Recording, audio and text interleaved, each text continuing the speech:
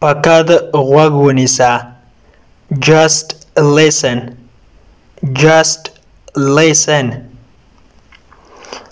دا دروغ دی. It is a lie.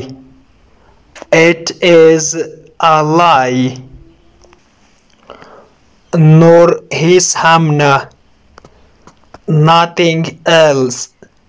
Nothing else. تا ولیکل.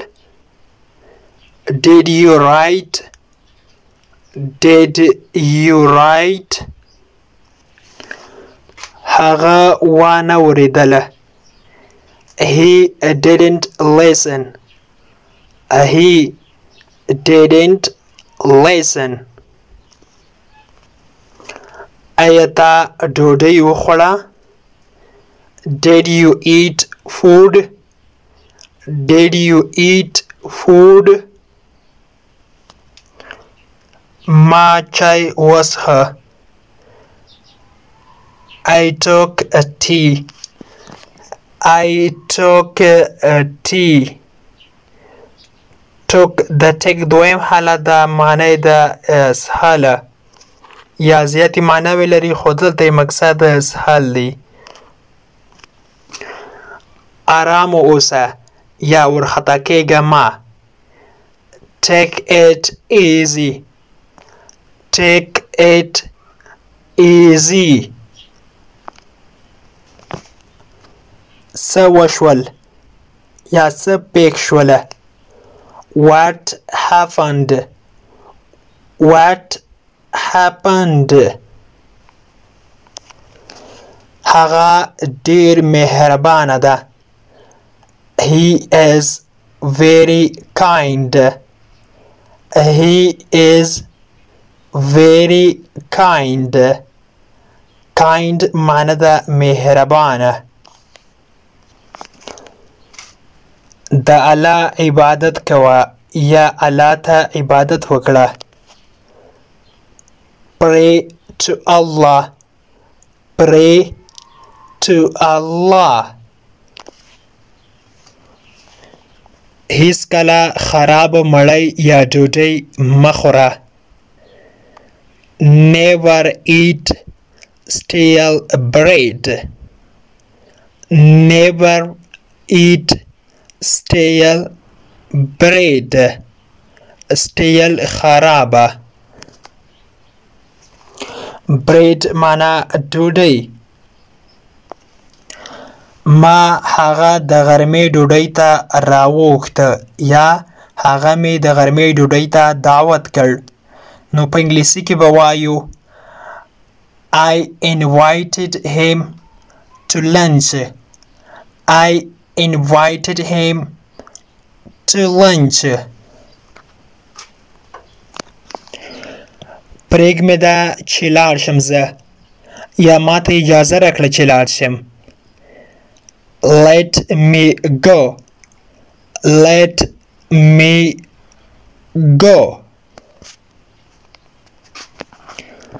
د هغه سره خبرې وکړه. Talk to him. Talk to him.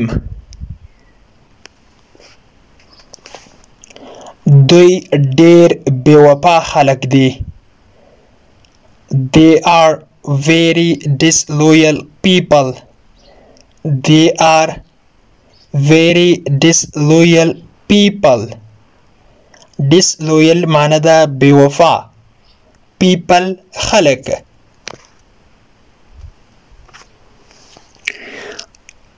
خواري کوه یا مهنت کوه. work hard. Work hard. ستا خبرې مې په یاد دي. I remember your talks. I remember your talks. کوه څه دي چې زړه غواړي یا کوه هر څه دي چې خوښه وي. نو په انګلیسي کې به وایو do whatever you like. Do whatever you like. دلته یې راوړه. Please bring it here. Please bring it here. دلته یې راوړه. Bring معنا راوړل. د here معنا ده دلته.